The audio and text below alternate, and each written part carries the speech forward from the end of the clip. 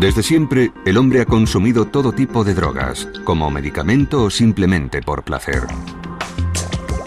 El alcohol, la cocaína, la morfina, todas estas drogas actúan sobre el cerebro. Cocaína, la mecánica del placer.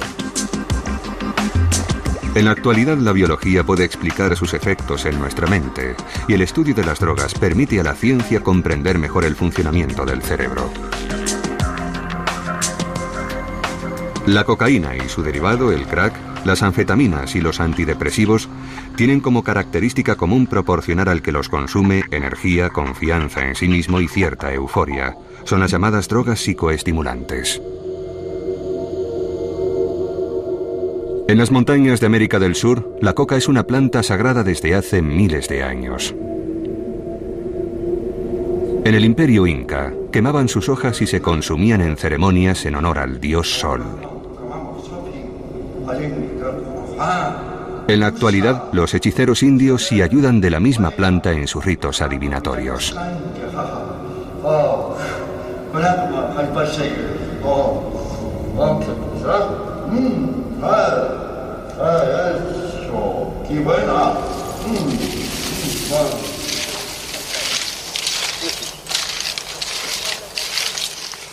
En Colombia, Bolivia y Perú, la mayor parte de los indios mastican hojas de coca para conseguir un poco de energía extra, cansarse menos y reducir el apetito.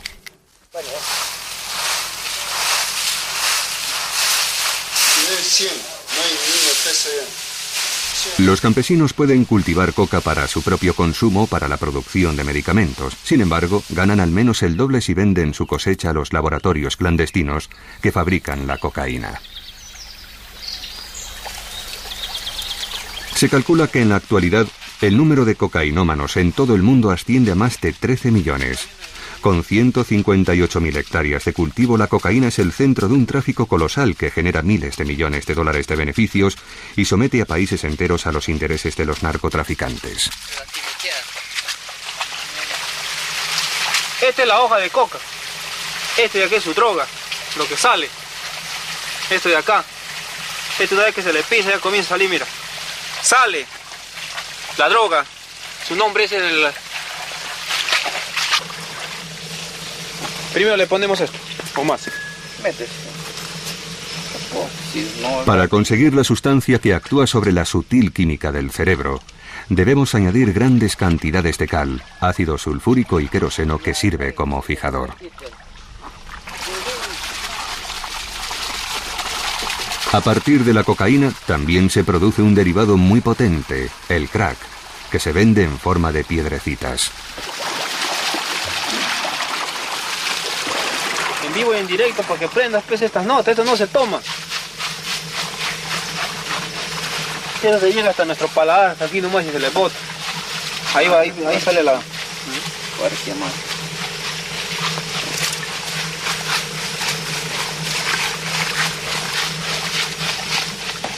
¿Has probado el palo? ¿Sí? Sí, siento para la cuchara tengo que... Ya lo ve.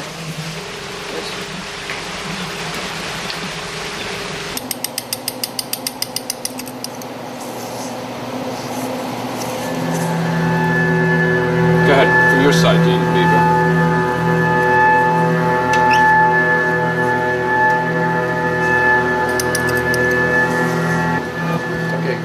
El Laboratorio Nacional de Brookhaven, cerca de Nueva York, es una de las pocas instalaciones del mundo donde investigadores como Jin-Jack Wang pueden estudiar en tiempo real el cerebro humano bajo los efectos de las drogas. Sabemos que los indios de Sudamérica toman cocaína desde hace miles de años. La mastican como si fuera tabaco. Y consumida así no está considerada como una droga adictiva. Sin embargo, la cocaína que se consume aquí es otra cosa. Si se snifa no produce una gran dependencia. Sin embargo, si se fuma o se inyecta, sí puede resultar más adictiva. Por lo tanto, podemos deducir que el modo de administración y la velocidad de llegada de la cocaína al cerebro son factores que hacen que una persona se vuelva dependiente.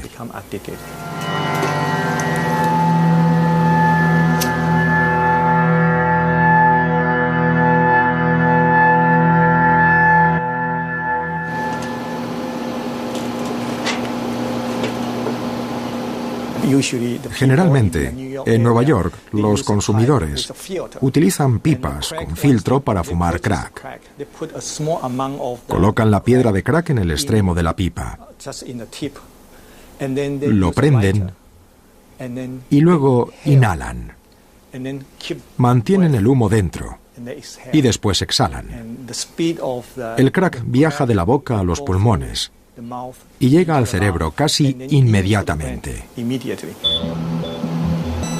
En Brookhaven se usa sobre todo la tomografía por emisión de positrones. Gracias a esta técnica es posible detectar qué zonas del cerebro se ven afectadas por el consumo de drogas. Aquí podemos ver que el crack invade ciertas regiones del cerebro mucho más rápido que la cocaína en polvo o inyectada. Una velocidad que explica la terrible intensidad de sus efectos. Estos trabajos están supervisados por Nora Volkow, una científica que se encuentra a la cabeza del organismo que supervisa toda la investigación pública estadounidense sobre las drogas.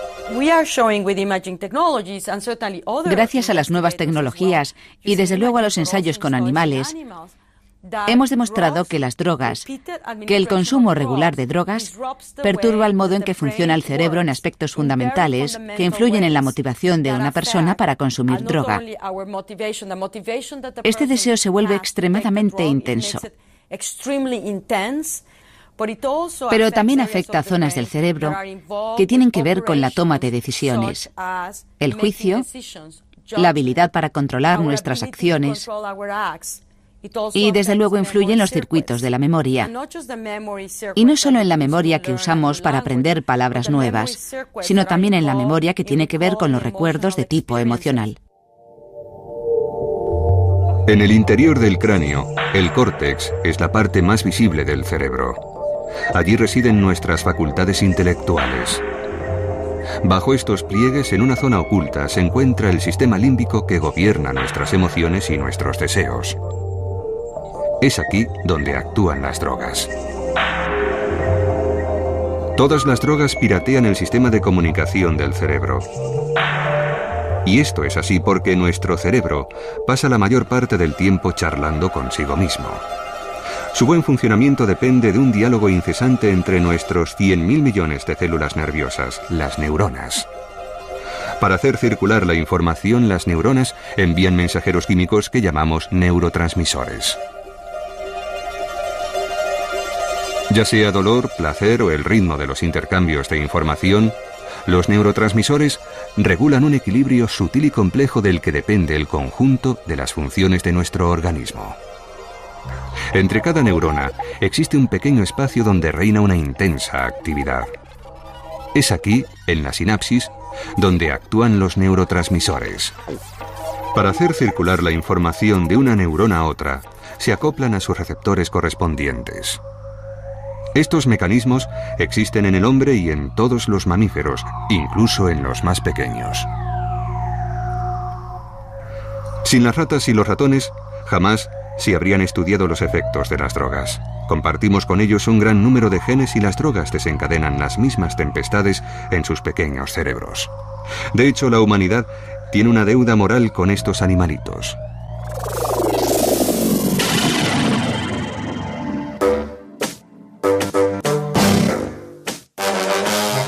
Podemos drogarlos, manipular sus genes e incluso cortarlos en pedazos. Es la triste pero necesaria realidad de los laboratorios donde se compara el estado de los ratones de control o normales con los ratones que llamamos noqueados.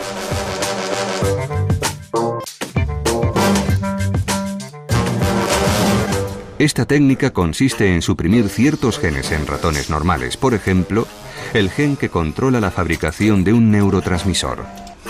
Estos ratones modificados genéticamente se llaman ratones noqueados.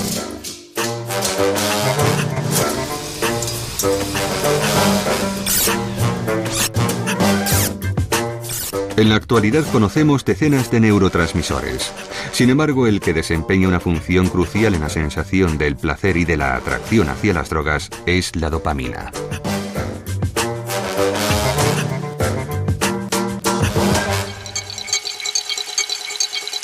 Aquí vemos el aspecto que tiene la dopamina al microscopio, bajo su forma cristalizada y como diagrama químico. Bruno Giros estudia los efectos de esta molécula en el cerebro de ratones normales y de ratones noqueados. Todas las drogas que consume el hombre, la nicotina, el alcohol, los opiáceos, los cannabinoides, los psicoestimulantes, todas estas drogas tienen en común una cosa: liberan dopamina. Por lo tanto, la dopamina se encuentra en el centro de los circuitos de recompensa y, por supuesto, de los circuitos del placer. La dopamina también se libera con el juego compulsivo, actividades sexuales o al comer. En realidad, el hecho de liberar dopamina con el sexo y la comida sirve para garantizar la supervivencia. Es decir, es indispensable para la supervivencia de la especie. Las drogas imitan estas actividades y, por lo tanto, de alguna manera, se aprovechan del sistema, lo usan para su propio beneficio. El cerebro no se creó para convertirnos en seres dependientes de las drogas, sino para reforzar comportamientos que conlleven la supervivencia de la especie, como el sexo y la alimentación. Las drogas, en general, embaucan al sistema, lo engañan. Este experimento nos permite observar una de las funciones de la dopamina. En la caja de la derecha, un ratón normal. En la de la izquierda, un ratón noqueado al que se le ha suprimido un elemento esencial en el circuito de la dopamina, el transportador. Al contrario que el ratón normal, el noqueado parece listo para subirse a un ring. Si se le inyecta cocaína a un ratón normal, tendrá exactamente el mismo comportamiento. De una parte está la terminación nerviosa del animal normal, que libera la dopamina.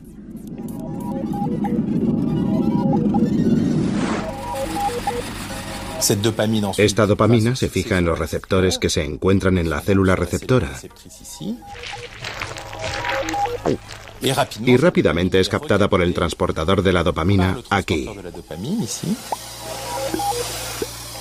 para volver después al interior de la neurona.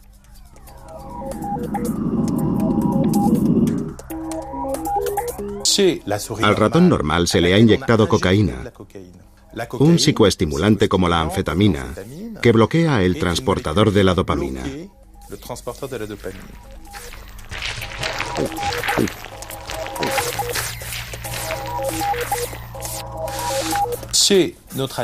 En el animal noqueado tenemos la terminación, la liberación de la dopamina, la activación de los receptores, pero no hay un transportador que capture la dopamina y la saque del sistema. Así que hay mucha más dopamina aquí en la sinapsis, y esta dopamina activa los receptores, y se produce lo que hemos visto en los ratones, una gran hiperactividad. Son mucho más activos, y de hecho tienen un comportamiento totalmente idéntico al del ratón normal, al que se le ha inyectado cocaína.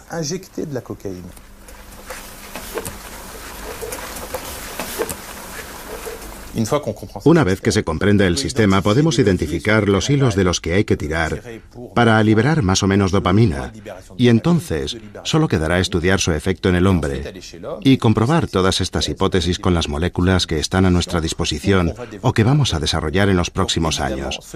Es evidente que en los ratones no encontraremos las preocupaciones o contradicciones que vemos en la mente del hombre, pero lo cierto es que detrás están la neurobiología y la química, y ambas son exactamente las mismas en las dos especies.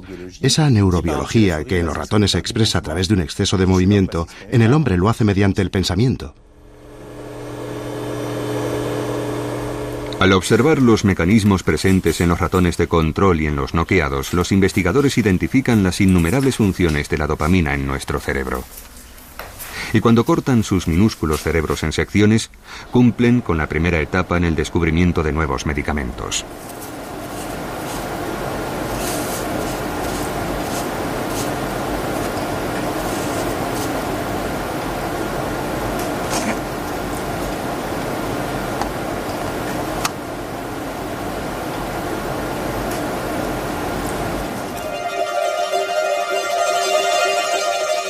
En la Universidad de Cambridge, Barry Everett dirige el Departamento de Psicología Experimental, donde estudia la función de la dopamina en la ingesta compulsiva de drogas.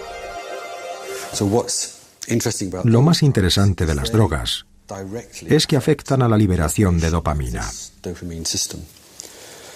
Sin embargo, los opiáceos como la heroína y la morfina interactúan con sus propios objetivos en el cerebro, que no son los receptores de la dopamina, ya que tienen sus propios receptores llamados receptores opiáceos. La nicotina interactúa con un receptor llamado acetilcolina nicotínico, el cannabis con un receptor cannabinoide.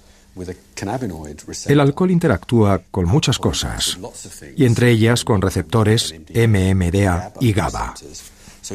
Así que cada tipo de droga tiene su propio blanco químico dentro del cerebro.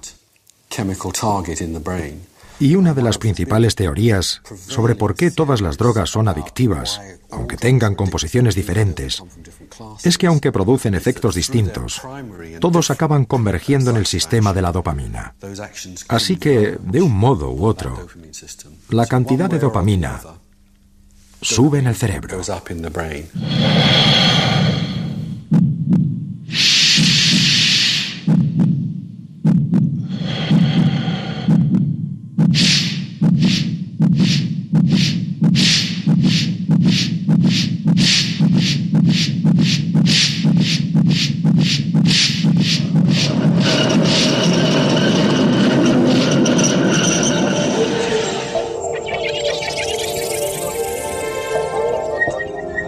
Estimulada por la cocaína, la dopamina no aumenta en cualquier parte del cerebro, sino que se concentra sobre todo en el cerebro límbico, a nivel del striatum y en particular en el núcleo accumbens.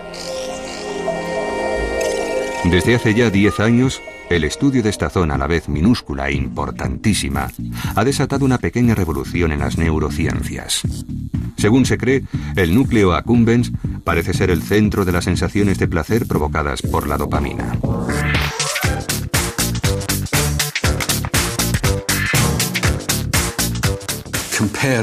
Las drogas funcionan de forma muy diferente a otras acciones que generan una respuesta positiva o que producen sensación de placer, como comer, beber o el sexo.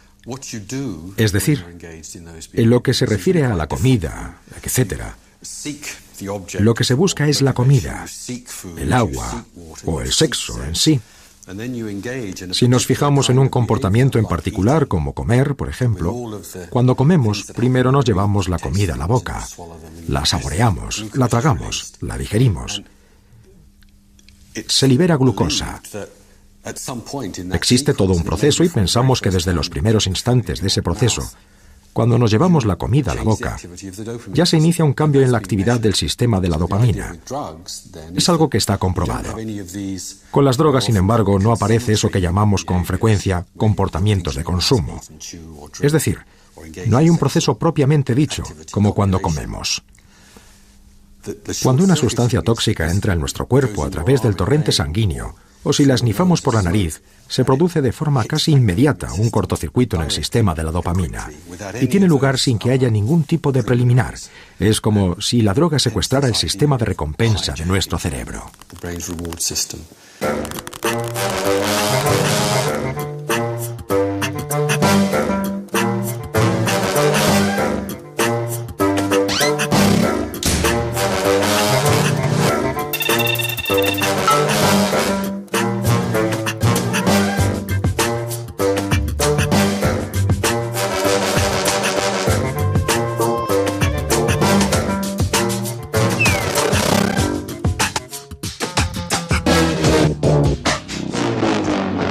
Bajo los efectos de la cocaína, la dopamina se mantiene activa en la sinapsis durante un periodo de tiempo 300 veces superior que en estado normal. Algunos estudios demuestran que esta avalancha en el cerebro de los cocainómanos acaba por dañar los receptores de la dopamina. Y aunque es posible que se reparen solos, jamás tendrán la eficacia inicial, ni siquiera tras años de abstinencia. Estos estragos en el cerebro causan procesos depresivos y dificultad de concentración.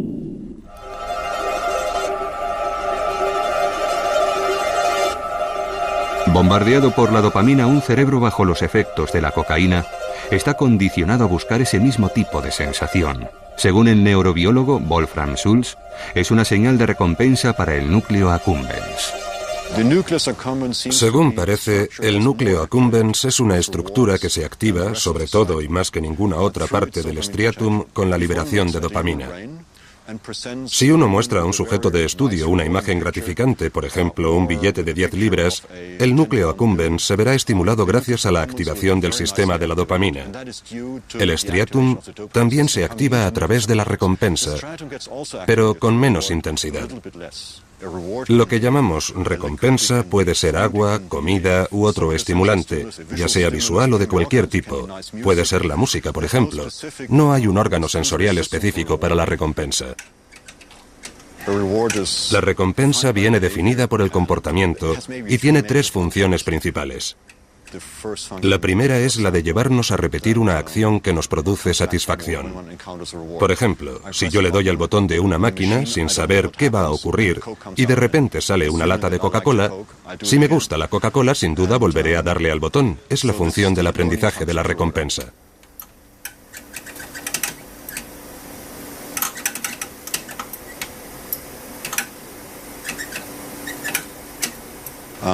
La segunda función tiene que ver con nuestra capacidad para identificar una recompensa. Cuando eso ocurre, la buscamos, intentamos conseguir esa recompensa. De modo que el acercamiento a esa recompensa sería la segunda función. Y la tercera función, que muchos consideran la principal, es la función emocional. Hace que te sientas feliz. Conseguir la recompensa proporciona placer, tiene propiedades hedónicas, hace que te sientas bien, te gusta y te sientes satisfecho. Fue en la década de 1890, en los primeros años del cine, cuando muchos aficionados descubrieron las propiedades hedónicas de la cocaína. En el mercado desde hacía tiempo, la cocaína había sido adoptada por los actores, las estrellas de Hollywood y los amantes de la noche. Incluso el doctor Sigmund Freud llega a recomendar su uso como medicina milagrosa. Sin embargo, la cocaína se consume sobre todo bajo la forma del famoso vino de coca Mariani, entre cuyos entusiastas consumidores se encontraban famosos deportistas, grandes escritores e incluso el Papa León XIII. La Coca-Cola contuvo cocaína hasta 1903 y se vendió como tónico y bebida revitalizante.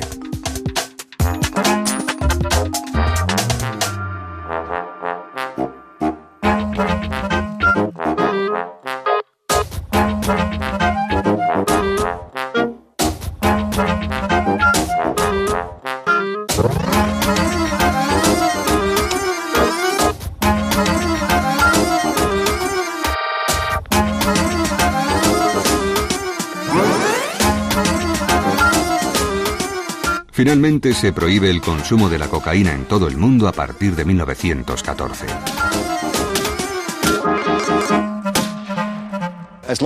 Mientras una persona no consuma drogas adictivas, no se convertirá en adicto, eso es evidente. Sin embargo, de 100 personas que consumen drogas adictivas, diferentes tipos de drogas y en cantidades distintas, solo algunas de ellas se harán adictas. El quid de la cuestión se encuentra en el cerebro y se puede deber a alguna razón patológica o a alguna variación normal, aunque creo que eso es lo de menos. Da lo mismo. Son varias las funciones cerebrales que se ven afectadas por el consumo de drogas.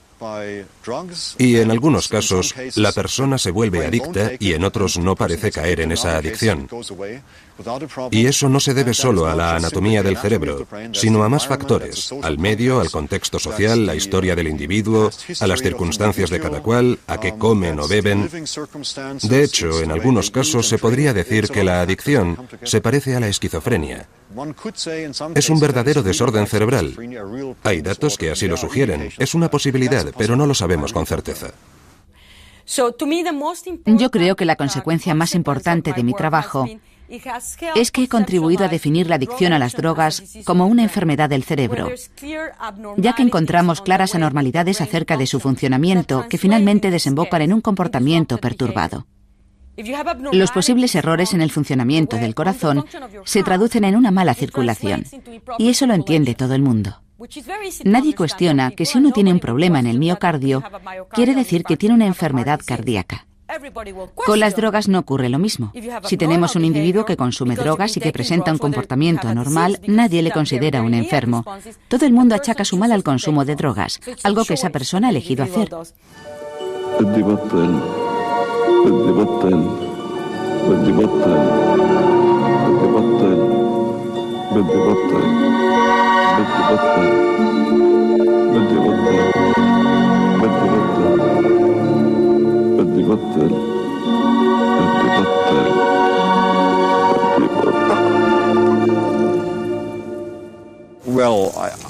Creo que hay personas que se encuentran en mejor posición que yo para definir lo que es adicción.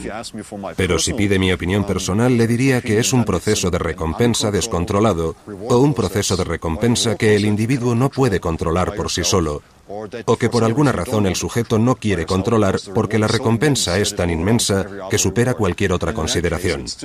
Todo esto nos lleva a la pregunta de hasta qué punto controlamos nuestras decisiones o nuestras acciones.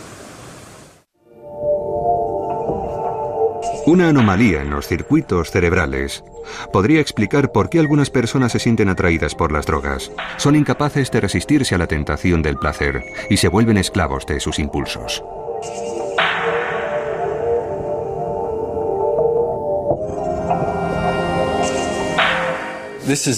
Se trata de un experimento que se hace con frecuencia en humanos y cuyo objetivo es medir un aspecto de la impulsividad que tiene que ver con la capacidad de esperar una recompensa mejor y mayor. Es algo así como decir, ¿quieres una galleta ahora o un bollo más tarde? Es decir, le das al sujeto la posibilidad de elegir entre una recompensa inmediata, aunque pequeña, o una recompensa mejor, pero más tarde. Ciertos individuos con una acusada impulsividad prefieren la gratificación inmediata y no pueden esperar a conseguir algo mejor más tarde. Y no sabemos mucho de ese aspecto a nivel neurobiológico, pero parece que se puede deber a algún fallo en el núcleo accumbens que promueve ese tipo de comportamiento. Aquellos individuos con el núcleo accumbens dañado no pueden esperar a recibir una recompensa mejor a largo plazo. Estos desarreglos en los circuitos de la dopamina pueden provocar verdaderas enfermedades. En el caso de este niño con una acusada agresividad y filmado en la década de 1970, los médicos identificaron un déficit de atención e hiperactividad. Más conocido bajo el nombre de hiperactividad, este desorden produce un comportamiento agresivo, una gran impulsividad e incapacidad para concentrarse.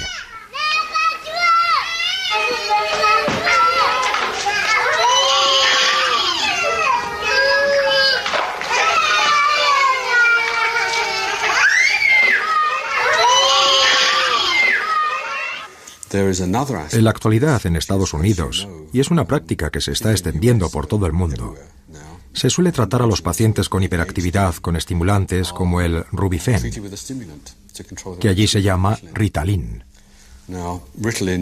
El Rubifen es un compuesto cercano a la anfetamina y que tiene numerosas propiedades. Las anfetaminas son estimulantes psicomotores y nos encontramos ante la paradoja de que se usan estimulantes psicomotores para tratar comportamientos de hiperactividad. En Estados Unidos, entre 4 y 5 millones de niños escolarizados siguen este tipo de tratamiento y en Europa el número crece muy rápidamente.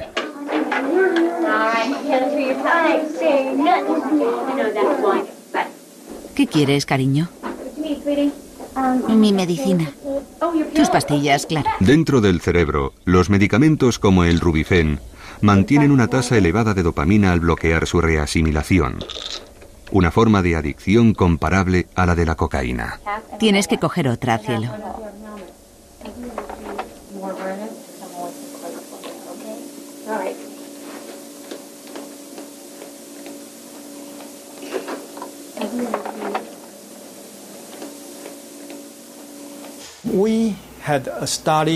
Hicimos un estudio muy interesante. Usamos una medicación muy parecida a la cocaína. El compuesto activo era el metilfenidato, es decir, una forma de Rubifen que no se receta y que se inyecta. Y le proporcionamos esta medicina a un grupo de adictos a la cocaína que se la inyectaron. Y descubrimos que a la mayoría de los cocainómanos les gustó. La razón por la que consumían cocaína es que tenían hiperactividad. Así que usaban la cocaína para tratar su enfermedad.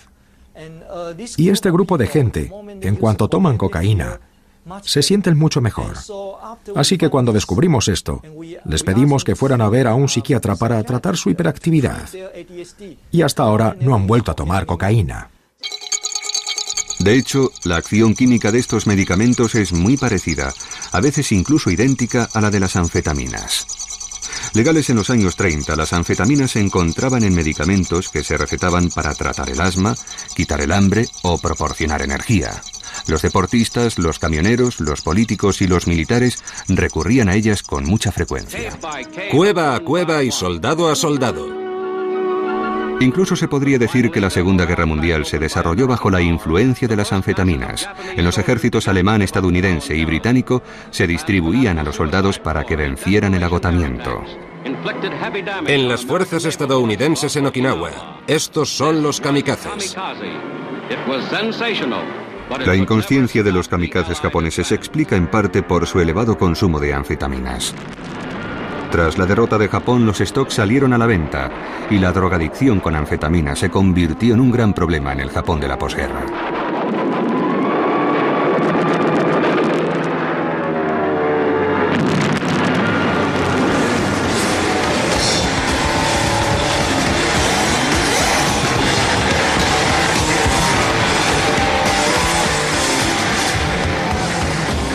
En la década de 1960, la anfetamina, rebautizada con el nombre de Speed, alcanza gran popularidad entre los jóvenes. Bajo su efecto, los Who compusieron My Generation y rompían sus instrumentos después de cada concierto.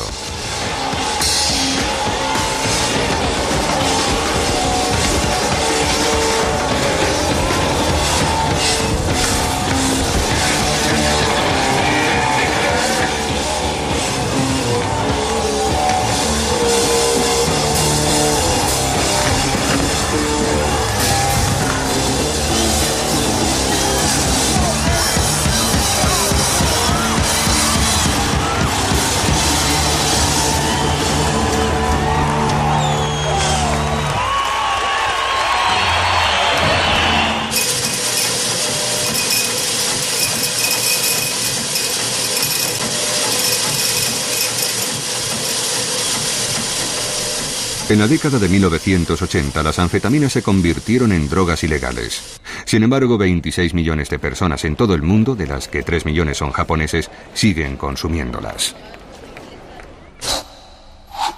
A diferencia de la anfetamina normal, los productos como el Rubifen, prescritos para niños, actúan más lentamente y durante más tiempo. El resultado, no producen euforia, sino una mayor capacidad de concentración.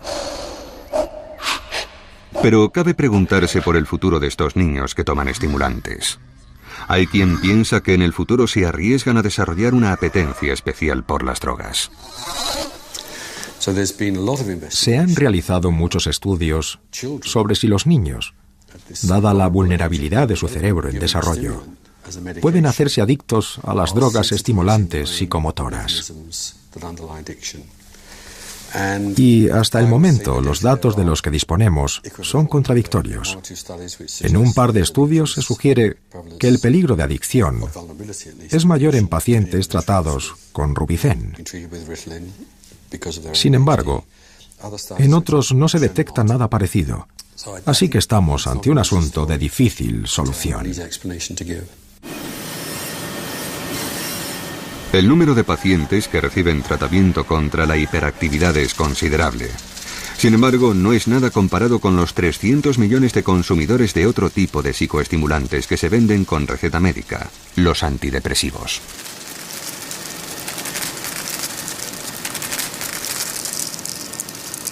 Especialista en los aspectos biológicos, psiquiátricos y farmacológicos de la depresión, Michel Ammon estudia los mecanismos de adicción de los antidepresivos. Todos sabemos por intuición lo que es la depresión. Un estado de tristeza, eso lo entendemos todos, pero también se caracteriza por la aparición de otro tipo de síntomas que demuestran claramente que estamos ante una patología, una enfermedad. El sujeto presenta una gran falta de autoestima, cree que no vale nada. Además, pierde todo tipo de motivación. Le falta energía vital, por así decirlo. Es decir, el paciente es incapaz de buscar, de experimentar el placer en la vida cotidiana, en las actividades que realiza todos los días. Y eso en el trabajo se traduce, por ejemplo, en una falta de motivación. El cerebro de las personas depresivas presenta un déficit de serotonina, un neurotransmisor indispensable para nuestro bienestar y que aquí vemos en su forma cristalizada. Este déficit en serotonina afecta varias zonas del cerebro. Primero al striatum, que genera los movimientos inconscientes. Después afecta al tálamo y al hipotálamo, que regulan funciones corporales como la temperatura, el apetito y el sueño. Funciones que se ven perturbadas en los pacientes depresivos. También afecta a la amígdala, que desencadena las reacciones de miedo, y al hipocampo, que se ocupa del recuerdo emocional.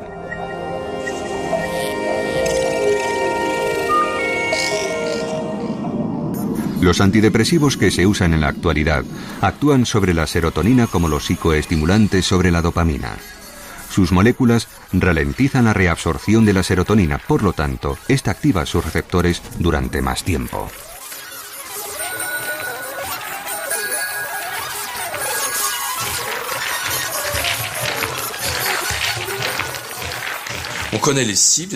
Sabemos que los antidepresivos actúan sobre unos neurotransmisores llamados monoaminas.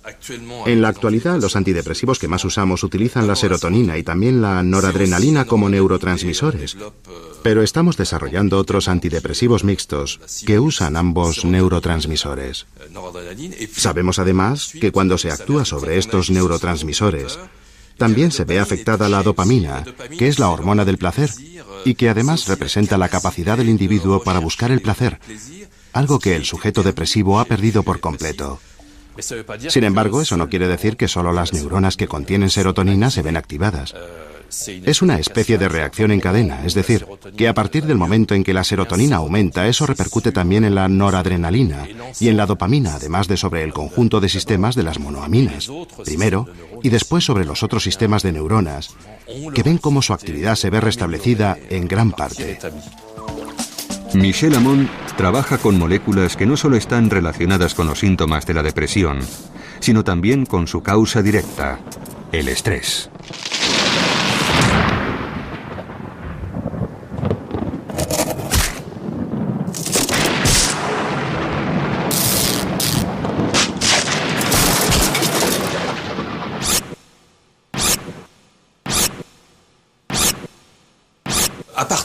A partir de esa idea, hemos logrado reproducir modelos de depresión en animales causada por la exposición de estos a un estrés continuado. Hay un modelo muy válido desde ese punto de vista que funciona muy bien. Nos dispusimos a tratar a estos animales con antidepresivos y nos dimos cuenta de que efectivamente los déficits que habíamos inducido por ese estrés continuado y que se parecían mucho a los síntomas de la depresión en el hombre, se pueden corregir con antidepresivos. Así que a partir del momento en que descubrimos eso, hemos podido estudiar en los animales lo que ocurre en el organismo y sobre todo en el cerebro. Estudios como estos nos han ayudado a descubrir más sobre los procesos biológicos asociados a la depresión.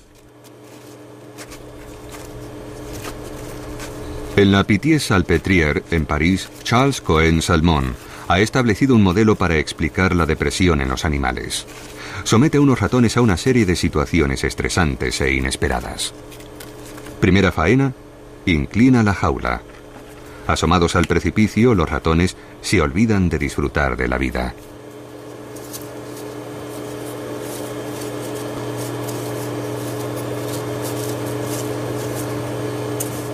Segunda causa de estrés, la suciedad. El ratón debe abandonar el confort de su nido y enfrentarse a los tormentos de una siesta húmeda.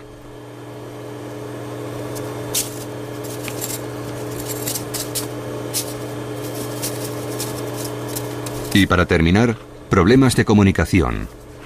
Separados por una pared transparente, los ratones lo intentan todo para contactar sin ningún éxito.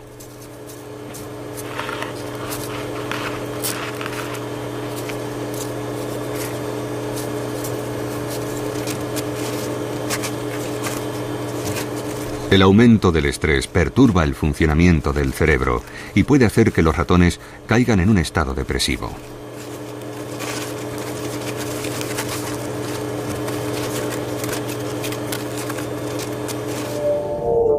En el cerebro, el estrés ataca primero al hipotálamo, uno de los reguladores del apetito y del sueño. El hipotálamo transmite sus órdenes a la hipófisis, una glándula minúscula y muy potente que segrega otro tipo de mensajero químico, una hormona. Al contrario de los neurotransmisores, esta hormona llamada adrenocorticotropa o ACTH es capaz de viajar a través de los vasos sanguíneos a cualquier parte del cuerpo. Es una hormona, y eso quiere decir que se libera en sangre, y su objetivo se encuentra en unas glándulas situadas sobre los riñones y que por tanto se llaman glándulas suprarrenales. En esta zona, en la parte externa o corte, se encuentra la glándula córtico-suprarrenal. La ACTH se fija en unos receptores presentes en esta glándula y activa unas células que liberan lo que llamamos cortisol. El cortisol también es una hormona. De hecho, yo diría que es la hormona principal que permite al organismo reaccionar ante una situación estresante.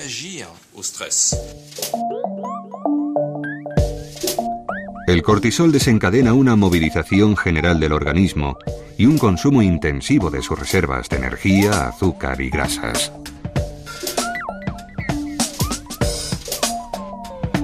Después esta hormona vuelve al cerebro para informar al hipotálamo de que ha realizado su cometido y normalmente cuando la situación de estrés desaparece, el ciclo se detiene y el organismo recupera su estado de equilibrio. Sin embargo, a veces sucede que la cantidad de cortisol sigue aumentando, con lo que el ciclo no se detiene y así es como se cae en lo que llamamos depresión. El sujeto depresivo es un individuo cuyo sistema de estrés, de reacción al estrés, está constantemente activo. La idea es impedir la acción del cortisol y de esta forma disminuir su actividad. De hecho, ya tenemos productos que funcionan muy bien en los animales y que consiguen ralentizar el ciclo del estrés.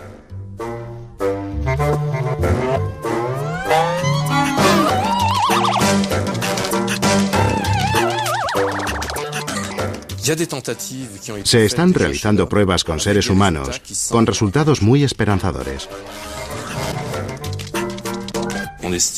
Se calcula que alrededor del 15% de la población mundial puede presentar en algún momento de su vida un cuadro con síntomas de depresión.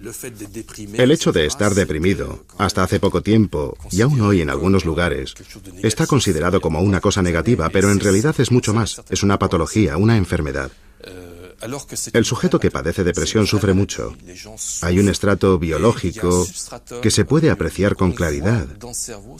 Es decir, podemos ver lo que ocurre en el cerebro del enfermo y qué efectos tienen las medicinas sobre él.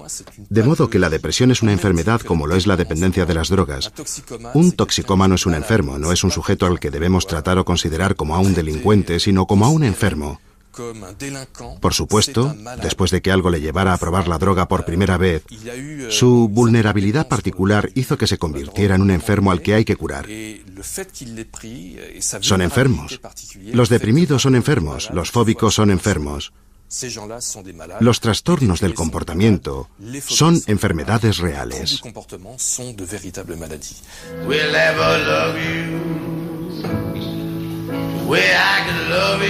Los gobiernos de numerosos países multiplican sus campañas de prevención contra la cocaína, aunque sin mucho éxito. Según los investigadores, la adicción no es una elección. quiere. Pero si no sé nada. Quiero que vengas conmigo al Valle, Gabriel. No one can keep love that's gone wrong. Nobody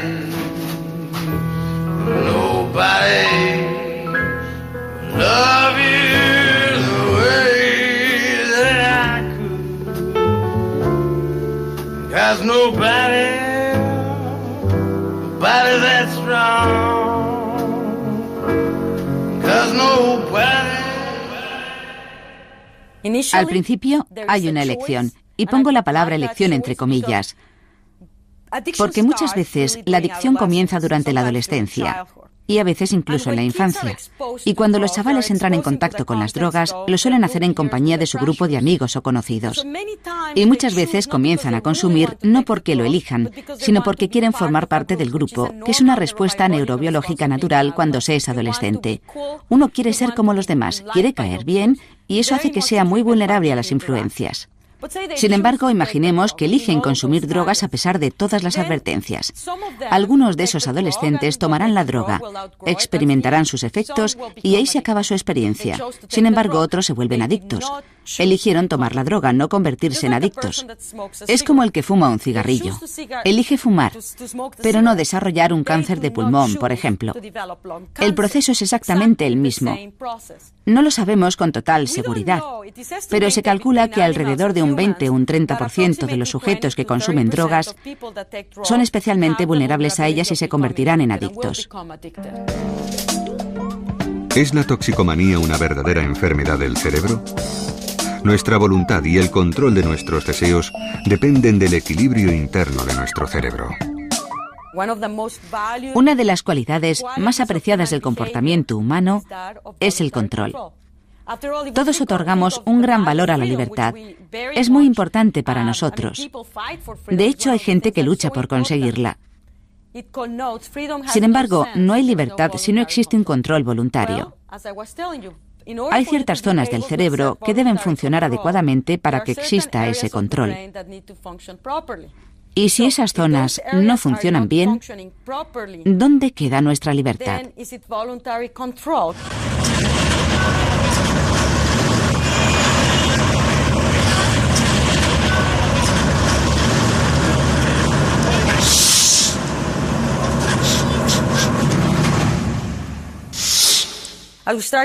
Solo ahora comenzamos a comprender que hay muchas cuestiones importantes acerca del llamado comportamiento voluntario. Y la drogodependencia es una de las enfermedades que mejor ilustra esto que estoy diciendo. Porque, llevo muchos años estudiando y trabajando con toxicómanos, y en numerosos casos hay mujeres drogodependientes que pierden a sus hijos por la droga. Pierden su custodia.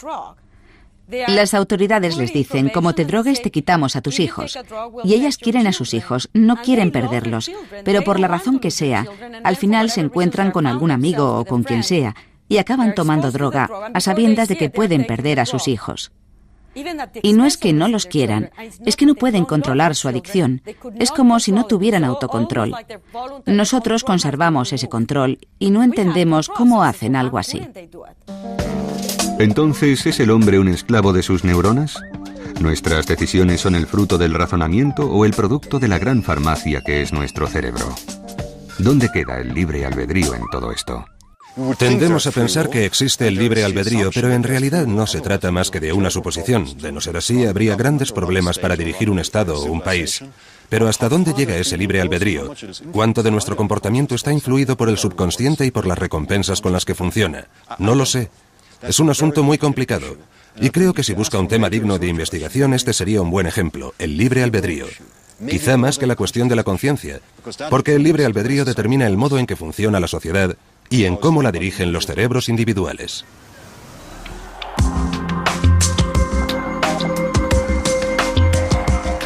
En lucha contra sus pulsiones, desestabilizado por su farmacia interior, ¿es el hombre una marioneta de su laboratorio cerebral?